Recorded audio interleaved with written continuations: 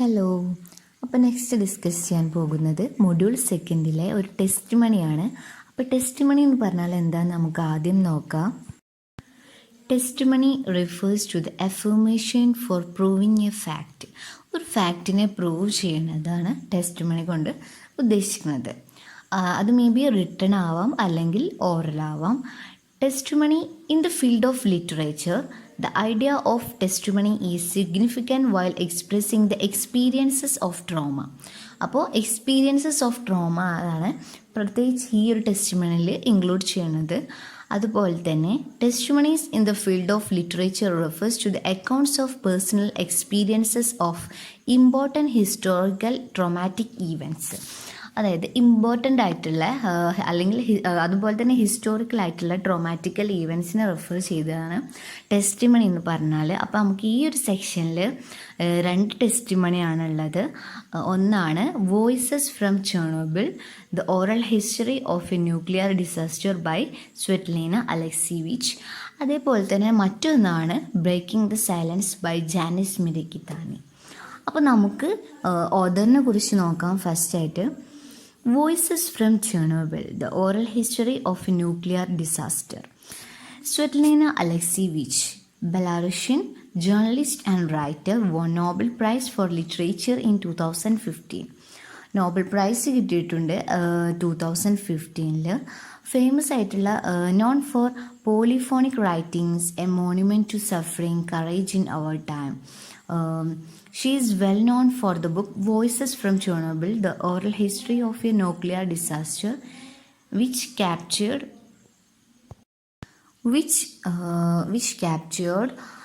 the voices of ordinary people affected by the destructive and dangerous nuclear explosion at Chernobyl in 1986 and its aftermath.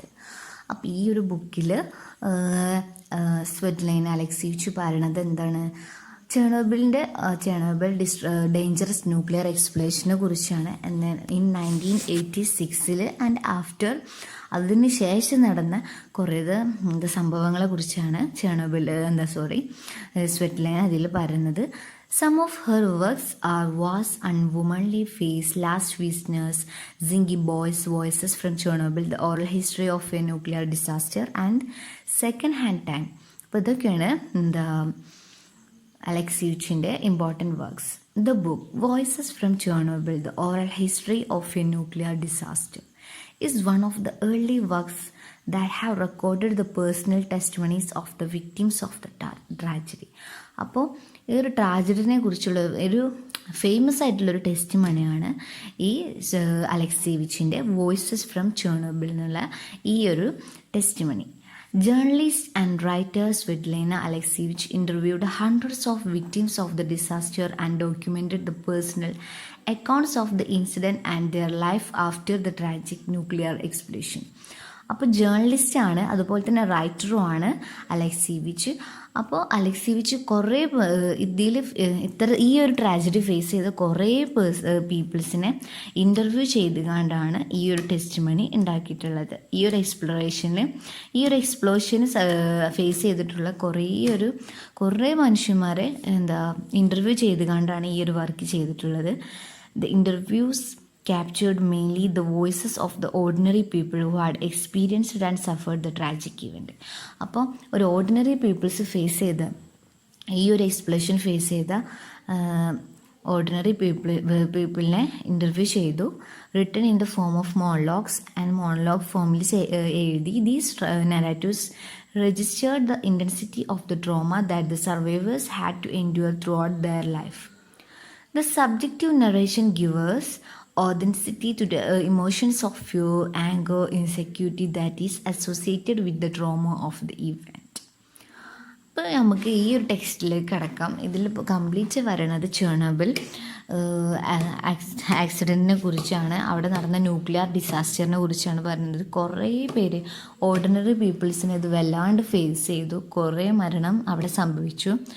The book which won the National Book Critics Circle Award. അപ്പോൾ ഈ ഒരു ബുക്കിന് National Book Critics Circle Award കിട്ടി. Is a combination of the interviews of the survivors of the accident. അപ്പോൾ ഈ ഒരു ബുക്കിൽ include ചെയ്തിട്ടുള്ളത് എന്താണ്, അവിടെ ആ ഒരു ഡിസാസ്റ്റർ ഫേസ് ചെയ്തിട്ടുള്ള അന്ന് സർവൈവ് ചെയ്തിട്ടുള്ള ആൾക്കാരെ ഇൻ്റർവ്യൂസാണ് ഇതിൽ ഇൻക്ലൂഡ് ചെയ്തിരുന്നത്. The book explores the effects of radioactive contamination which is relevant in the contemporary times as well. അപ്പോൾ നമ്മുടെ ഇന്നത്തെ ഈ ഒരു ടൈമിൽ പോലും നിലനിൽക്കുന്ന റേഡിയോ ആക്റ്റീവ് കണ്ടാമിനേഷനെ കുറിച്ചാണ് ഈ ഒരു ബുക്ക് എക്സ്പ്ലോർ ചെയ്യുന്നത്. The section gives here titled. അപ്പോൾ ഈ ഒരു സെക്ഷന് ടൈറ്റിൽ ചെയ്യുന്ന ഒരു വേറൊരു എഡിറ്റഡ് വേർഷനാണ് A Solitary Human Voice recorded by Svetlana Alexievich, translated by Keith Gisson. The narrator is Lyudmila Ignatenko. അപ്പോൾ ഇത് റെക്കോർഡ് ചെയ്തിരുന്നത് സ്വെറ്റ്ലാന അലക്സിവിച്ചും, ട്രാൻസ്ലേറ്റ് ചെയ്ത് കീത്ത് ആൻഡ് ദ നരേറ്റർ ആരാണ്, Lyudmila Ignatenko. The pregnant wife of the firefighter Vasily Ignatenko. അപ്പോൾ ഈ Lyudmila ഒരു fire ഫൈറ്ററിൻ്റെ വൈഫാണ്, വാസിലി ഇഗ്നാറ്റെങ്കോൻ്റെ, who immediately responded to the fire at reactor of the Chernobyl. He later succumbed to death due to radiation. അപ്പോൾ ഈ ഒരു മനുഷ്യനും അതുപോലെ തന്നെ ഈ ഒരു റേഡിയേഷൻ്റെ ഇതിലാണ് മരിക്കുന്നത്. ലിഡ്മില ഇഗ്നാറ്റെങ്കോ narrates the incidents from the night of the accident till the slow death of her husband and her life afterwards. അപ്പോൾ ഈ ഒരു ലിഡ്മില ഇഗ്നാറ്റെങ്കോ നരേറ്റ് ചെയ്യേണ്ട ഓരോ ഇൻസിഡൻസും എങ്ങനെ എങ്ങനെയൊക്കെയാണ് ഹസ്ബൻഡിനെ ഈ ഒരു നൈറ്റ് മുതൽ എങ്ങനെയാണ് ലാസ്റ്റ് ഒരു slow death of her husband ക്ലിയറായിട്ട് നരേറ്റ് ചെയ്യുന്നുണ്ട്. ആഫ്റ്റർ ഡെത്തും ഇതിൽ പറയുന്നുണ്ട്. They were newlyweds and were staying in the dormitory of the ഈ ഒരു ആക്സിഡൻറ്റ് നടക്കുന്ന ടൈമിൽ അവർ ന്യൂലി മാരീഡ് ആയിരുന്നു. അതുപോലെ തന്നെ ഫയർ സ്റ്റേഷൻ്റെ ഡോർമിറ്ററിയിൽ ആയിരുന്നു അവർ താമസിച്ചിരുന്നത്. At night she woke up her sleep hearing a noise. അപ്പോൾ പെട്ടെന്നൊരു ശബ്ദം കേട്ടുകൊണ്ടാണ് അവൾ ലിഡ്മില ഇഗ്നാറ്റെങ്കോ എണീറ്റത് രാത്രി. Her husband informed her that a fire had broken out at the reactor and had been called for duty. അപ്പോൾ ഹസ്ബൻഡ് അവളോട് പറഞ്ഞു ഇങ്ങനെ ഒരു ഫയർ ഇങ്ങനെ ഇതുണ്ടായിക്കണു, ഫയർ ഹാഡ് ബ്രോക്കൺ ഔട്ട് റിയാക്ടറിൽ നിന്ന് ഇങ്ങനെ ഇതുണ്ടായിക്കണു, അപ്പോൾ പിന്നെ ഡ്യൂട്ടിക്ക് വിളിക്കുന്നുണ്ടാകാണ്ട് അദ്ദേഹം പെട്ടെന്ന് പോയി. She remembers that the heat was unbearable and sky was radiant. അപ്പോൾ അവൾ ഓർത്തെടുത്ത് പറയാണ്, അപ്പോൾ ആ ടൈമിൽ ഹീറ്റ് വാസ് അൺബിയറബിൾ, ഒരിക്കലും താങ്ങാൻ പറ്റാത്തത്ര ചൂടായിരുന്നു, മാത്രമല്ല sky was radiant. Nobody was informed about the gravity of the situation and the fireman did not take any precautions. അപ്പോൾ ഒരാളും ഇതിനെക്കുറിച്ച് ഒന്ന് ഇൻഫോം ഇതിൻ്റെ ഈ ഒരു സിറ്റുവേഷൻ്റെ ഗ്രാവിറ്റിനെ കുറിച്ച് ഇൻഫോം ചെയ്യുക. അതുപോലെ തന്നെ ഫയർമാൻ ഇങ്ങനെ ഇതിന് ഒരു പ്രിക്കോഷൻസ് ഏറ്റെടുക്കുക ഒന്നും ചെയ്തില്ല. The next day she found her husband in the hospital. പിന്നെ അവൾ നെക്സ്റ്റ് ഡേ എന്താ കാണുന്നത്, ഹസ്ബൻഡിനെ ഹോസ്പിറ്റലൈസ്ഡ് ആയിട്ടാണ് കാണുന്നത്. His body was swollen and puffed up. അപ്പോൾ അദ്ദേഹത്തിൻ്റെ ബോഡി സ്വള്ളനാണ്, അപ്പോൾ പൊള്ളിയിട്ട് ബോഡിയൊക്കെ ആകപ്പാടെ ചേഞ്ച് ആയിട്ടുണ്ട്. The doctors told her that he was exposed to radiation and she should not go near him or touch him as she was pregnant. അപ്പോൾ അവളൊരു pregnant ആയ കാരണം ഡോക്ടേഴ്സ് പറഞ്ഞു അദ്ദേഹത്തിൻ്റെ അടുത്തേക്ക് പോകാനോ ടച്ച് ചെയ്യാനോ ഒന്നിനും പറ്റൂല, ഇത് റേഡിയേഷൻ മൂലമാണ് ഇങ്ങനെ സംഭവിച്ചത് എന്ന് പറഞ്ഞു. Most of them admitted in the hospital were throwing up and they were put on IVs. Their body reacted as if they were exposed to some chemicals. അപ്പം അവരുടെ ബോഡി കെമിക്കലുമായിട്ട് എക്സ്പോസ് ചെയ്തു, അതുകൊണ്ടാണ് ഇത്തരത്തിലുള്ളൊരു പൊള്ളലേൽക്കാനുള്ള കാരണമെന്ന് ഡോക്ടേഴ്സ് പറഞ്ഞു. The doctors and nurses who initially treated these fireman later succumb to death due to radiation. പക്ഷെ എങ്ങനെ treat ചെയ്തിട്ടും അറ്റ് ലാസ്റ്റ് ഡെത്താണ് ഇതിലേക്ക് വരിക, എങ്ങനെ ട്രീറ്റ് ചെയ്തിട്ടും കാര്യമില്ല എന്നൊക്കെ ഡോക്ടർമാർ പറഞ്ഞു. The government transported them to hospital number 6. അപ്പോൾ അറ്റ് ലാസ്റ്റ് ഗവൺമെൻറ് ഇവരെ ട്രാൻസ്പോർട്ട് ചെയ്യണം ഹോസ്പിറ്റൽ നമ്പർ 6. അതെവിടെയാണ്, at the Shchukinskaya bus stop in Moscow for further treatment in radiology department. Radiology ഡിപ്പാർട്ട്മെൻറ്റിലെ ഒരു അനദർ ട്രീറ്റ്മെൻ്റ് ആണ്. അപ്പോൾ അവരെ ആ നെക്സ്റ്റ് ഹോസ്പിറ്റലിലേക്ക് ട്രാൻസ്ഫർ ചെയ്തു. The head radiologist Angelina Vasilina Guskova explained Lyudmila Ignatenko about the condition of her husband. അപ്പോൾ doctor അവളോട് ഹസ്ബൻഡിൻ്റെ കണ്ടീഷനെ കുറിച്ച് എക്സ്പ്ലെയിൻ ചെയ്ത് കൊടുത്തു. His central nervous system was completely affected and skull was also damaged. Nervous system complete ആയിട്ട് നെർവസ് സിസ്റ്റത്തിനെ കംപ്ലീറ്റ് ആയിട്ട് ബാധിച്ചു, അതുപോലെ തന്നെ സ്കളിലും ഡാമേജ് ആയിരിക്കുന്നു. She was prevented from going near him or touching him. അപ്പോൾ ഒരിക്കലും ഭർത്താവിൻ്റെ അടുത്തേക്ക് പോകാനോ ടച്ച് ചെയ്യാനോ പാടില്ല എന്ന് ഡോക്ടർ അഡ്വൈസ് ചെയ്തു. The doctor also advised her not to have kids anymore as she might be exposed to radiation.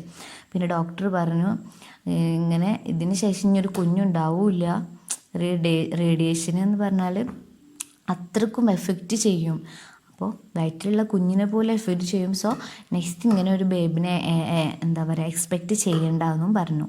Xi narrates in detail the last 2 weeks she spend with him in the hospital at Moscow.